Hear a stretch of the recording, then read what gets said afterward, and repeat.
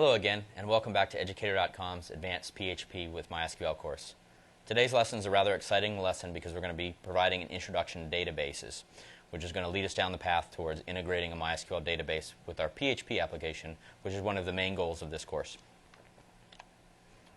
As part of our lesson today, we're going to be discussing a concept known as flat files, which is a way of maintaining data for a particular web application. We're going to introduce the concept of relational databases, which is what MySQL is. As far as databases go, relational databases go, we're going to talk about what a table is and some of the properties of columns in relational database tables. We're going to introduce something you may have heard about before called SQL. It's a structured query language. We're going to talk about what that is and how it's used in our database, how it's used to work with databases.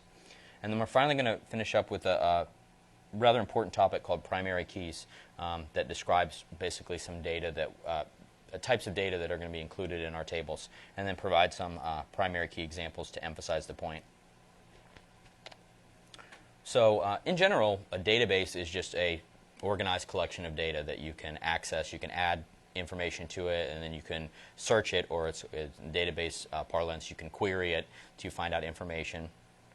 In our web store, we've actually had a database that we've kind of referred to as a database, but not so much specifically been calling a database. And basically what we've been doing is we've been storing all of our data in text files, which are often referred to as flat files. So it's considered a flat file database. And basically these text files that we have, items.txt and department.txt, contain all of the data about the items and departments in our store, and is essentially our database. If we look at items.txt, for example, basically what it does is it describes the, as we know, it describes the item ID of a particular item. It has its name, its cost, its description, image extension, and so forth. And so we've basically been storing all of this information in a database that's just composed of files. Well, there are a couple of problems associated with using flat files as a database that relational databases is going to help to solve. First of all, it's typically slow to access and add and search information from text files. As mentioned, they're difficult to search. And to do things such as updating a file is difficult as well. For example, in our current application, when we update a department, basically what we're doing is we're copying all the file out. We're searching for the row that we need to update. We update that row, and then we rewrite all those rows back to the file, which is not a very efficient way to do things, and can take time and is difficult. Additionally, concurrent access to flat files can be a problem.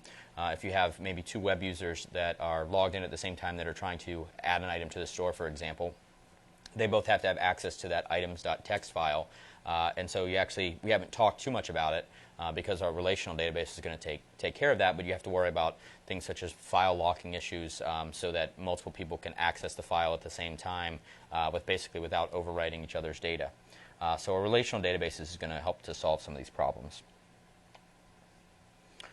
So basically a relational database is a different kind of database, and basically it stores data and relations between the different pieces of data in the database in structures called tables. So basically it stores things in tabular format. And what's known as a relational database system, or RDBMS, is a system that provides an interface for managing and basically using a relational database. So a relational database is comprised of all of the tables that contain the information in the database. The RDBMS provides additional features on top of that. It provides an interface for accessing those tables, adding and deleting information in the database. It also provides ways of maybe providing security on them. It provides things to allow concurrent access to the data. And so MySQL is a relational database management system, and so it sort of provides these additional features. So not only are we using a relational database, but we're using this sort of management system on the outside that provides this nice interface that allows us to do different things.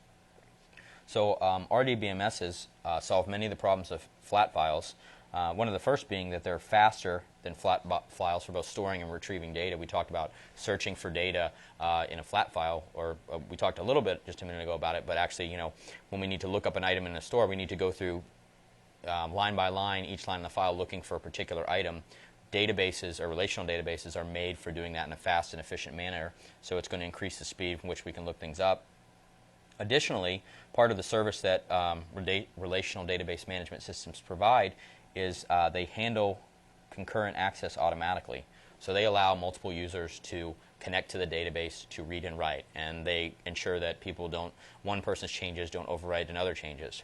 In our flat file database system, if we really wanted to ensure a system that allows multiple people to access at the same time, we'd have to write our own code to do that. And it's rather difficult to do, and we basically would have to manage it on our own. So by using a relational database, it eliminates us from having to even worry about concurrent access, as the database handles that automatically. The other thing that RDBMS provides is typically is a privilege system for controlling access to the data. So for right now, our flat files can be accessed by anybody that has files or operating system permissions on those files. Well, what you can do with the RDBMS is have fine-grained control over your data, so you can restrict. You basically add users to the database system that restrict who can access what parts of the data. For example, who can access certain tables of data, who can perform certain operations, who can add things to the database, who can only query from the database, and so forth. And the nice thing about that is, again, this is something that's built into the system, to the database management system, so it's not something that we have to implement. If we wanted to implement that on our own, outside of the operating system privileges that provide basic access control for files, we'd have to implement that in PHP and go ahead and validate a particular user and say, okay, this user can access that file, this user can update this file. Well, the relational database management system does that for you automatically. One thing to note is that you'll hear me say RDBMS, or relational database, and I sort of use those terms interchangeably, which is a common thing to do. So just so you know, anytime I refer to a RDBMS, or relational database, I'm basically referring to the same thing. I'll refer to a MySQL database, and in that case I'm actually referring to the whole database management system, which provides these things like the privilege system, facilities for concurrent access, and so forth. Also, for the remainder of this course, when I talk about just use the term database, I'm basically referring to a relational database because that's what MySQL provides, and that's what we're going to be using for the rest of the course. So relational databases store data in structures called tables, which basically organize data into rows and columns. If you've ever used a spreadsheet before, it's pretty much the same exact thing. Basically what you have is you have columns. You have defined columns that describe the types of data that rows in the table should provide. And basically what each row is it's known as a record. And basically it's a set of values that provide values for all of the different columns. So to make it easier to explain, we have a concrete example. Let's say we have a table called customers, which is used to store the names of all of customers for a fictitious web store. Basically, we can define a couple of columns. One column is called first name, and we're going to use that to store the first name of our customer. We have a column last name that stores the last name, and a column middle initial that stores the middle initial of the customer. So then what we have is basically that defines the structure of this table. It defines the different columns and the different data that's in this table. And then what we do is we add rows to the table that represent these real-world objects, these customer sort of objects. Then customers have a first name, a last name, and initial. And so for each row, we provide values for the first name, the last name, and the middle initial. For example, this first row of the database represents the customer Joe T. Smith. We can add as many of these as we need to for each customer in the store. And that's basically how the table organizes data. Rows provide values to the data defined by the columns. Now, columns in tables have at least two properties. The first one is a name, which is what we saw in the last one. We had the first name column, the last name column, the middle initial, that basically names the type of data that's going to be stored there, or that can identify the data that's stored there. They also, like PHP, we have variables that have data types, integers, floats, so forth. Columns have an associated data type for them. So for example, for our first name column, that is would be a, for example, we're going to learn more about this specifics of this later, that would be a string data type because it contains text. So that first column in our database has a name equal to first name, and then it has a data type associated with string, which means that every row in that table, to store value in this first name column, for example, you need to provide a string for it. So you could provide Joe, for example, and so forth. And you can have other things like numbers. Like maybe you would have, one example is you could have their birth date, a birth date column, and there's actually a special data type for dates and times in which you could store Joe's birth date, for example.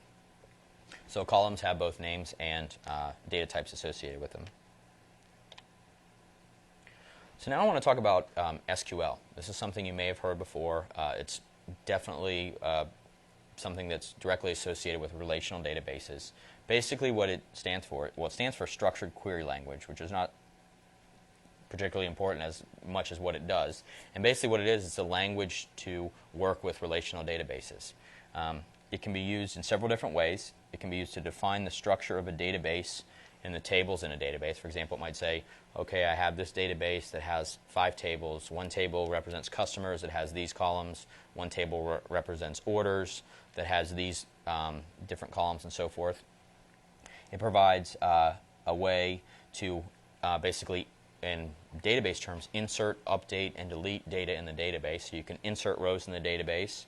You can delete a row from the database. For example, you could delete a customer from the database.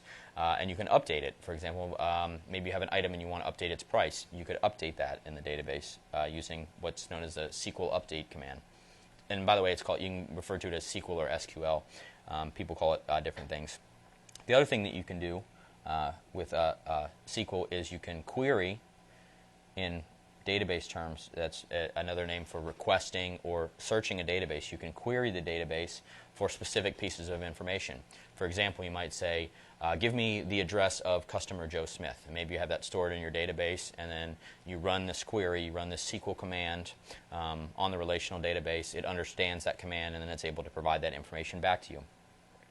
The other thing that SQL provides is it provides several standard data types for data that can be stored in a database. As mentioned, the columns in our tables have data types associated with them. For example, our first name column contains string data, and our birth date column would contain a date-time data type.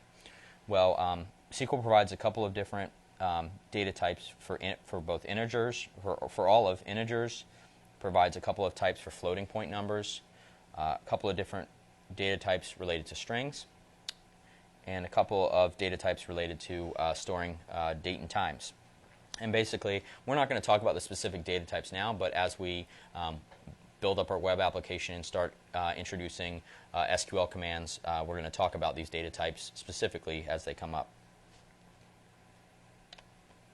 So I want to finish up this lesson with a topic, important topic known as primary keys. Basically, one of the main things that you do with a database is after you add information to it is you query the database. You request information from it. So we have to have a way to look up data in the database. Primary keys are a means of doing that. So for example, let's say we want to look up customer Joe Smith's address in the database.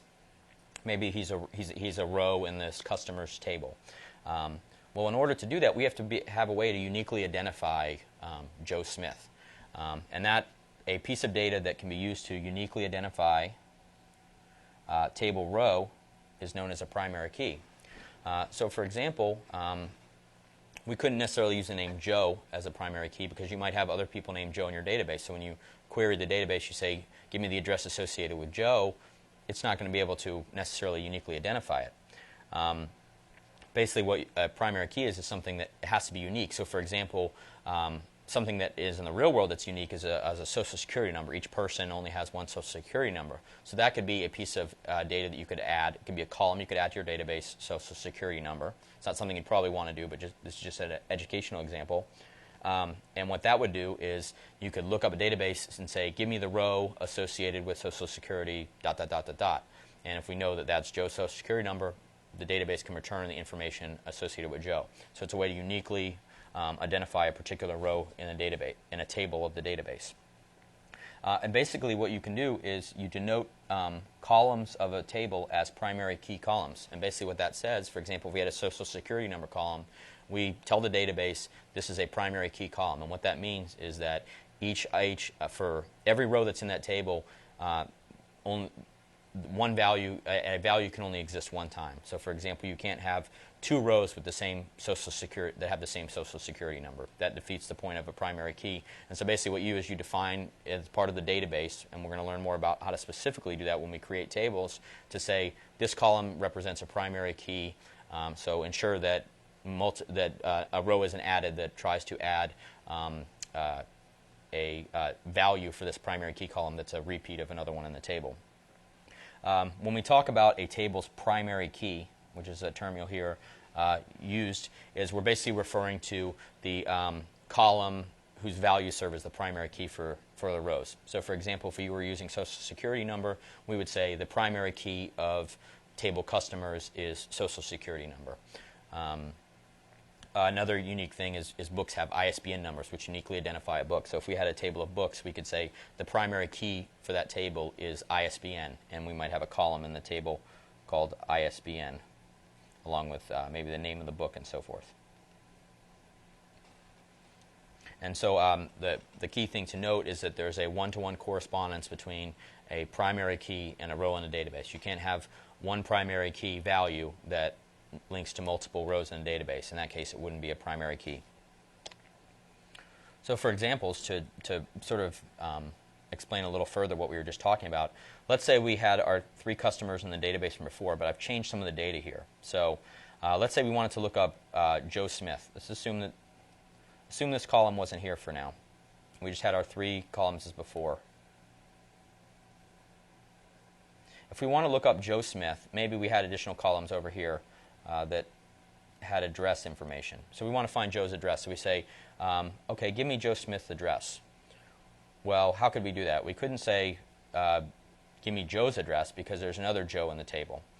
Well, let's try his last name. We could say, well, give me the person whose last name is Smith. Give me their address. Well, that doesn't work because we have a Jane Smith also. Likewise, we have a doubled up middle initial, so we couldn't say, give me the address of the person with middle initial D. However, if we add our primary key column, Social Security number, which is a one-to-one correspondence between a person or a customer and that ID, we could say, give me the address of the customer with Social Security number 123456789. And then our database is going to be able to go and look up in this table and find this exact row right here and pull up any of the information in that row as needed. One thing to note is that typically when you see, this is sort of called a table schema. It's a way of describing a table, and often you'll see a table described by its column names. So for example, this table has 4 columns, first name, last name, middle initial, and Social Security number. Typically when you see column names listed, if it's a primary key, it's underlined. So that basically is sort of something that you might see out there in literature and basically documents on the web that you come upon that talk about the structures of relational databases. Is if something's underlined, that typically means it's a primary key. Another option, because let's say maybe we don't want to store Social Security numbers, which you probably don't for privacy reasons. Another thing that you can do is you can just randomly generate a unique ID every time you add a user to the database. So for example, when we add Joe T. Smith to the database, we can assign him the number 1. When we add Jane D. Smith to the database, we can assign her the number 2. And basically we've defined a new column here. Instead of Social Security number, we've defined a primary key column called Customer ID. Basically what that means is it has to have a unique, each row in that in this particular table has to have a unique value for it. And then maybe we add Joe D. Simpson and we assign him number 3. The way you can do that is you can manually do it. You can check the database and say what's the, one way to do it is just continually incrementing a number. So we could say, well, what was the last person added to the database? What's their customer ID? Well, Joe Simpson had a customer ID 3. Okay, when I add a new user, I'm going to create a new user with customer ID 4. So now that ensures that each row has a unique customer ID and it has a primary key to associate it. So when I want to look up Jane Smith, I will say, give me the customer information associated with customer ID 2. And so this customer ID doesn't really have sort of a real-world analog where a Social Security number does. There are some things in the world that that you can use to model real-world objects like Social Security numbers and ISBN numbers that can be used to uniquely identify things. But oftentimes, and what we're going to be actually using in all of our examples in this course, is we'll just be using randomly generated numbers because that's something that we can ensure will always be unique. One thing that you want to note is that if, let's say, you don't use something like this where you're basically just continually incrementing a number each time a person is added to the database, you want to make sure that if you don't do that and you define a primary key column like Social Security number, that's something that will ensure that any future users added to the database won't have multiple variables. We know that for each person, at least in the United States, has an individual Social Security number. So we know that anytime we add a new person in the database, that Social Security number is not going to come up. So for that reason is why we couldn't use something like last name, because there might be another Smith we add to the database. And so basically when you pick your primary key column, you want to make sure that something that's, you want to think about the future as well and make sure that, okay, is this something that's always going to be unique even in the future? So that ends today's discussion on the introduction to databases. Thank you for watching today's lesson. Look forward to seeing you next time.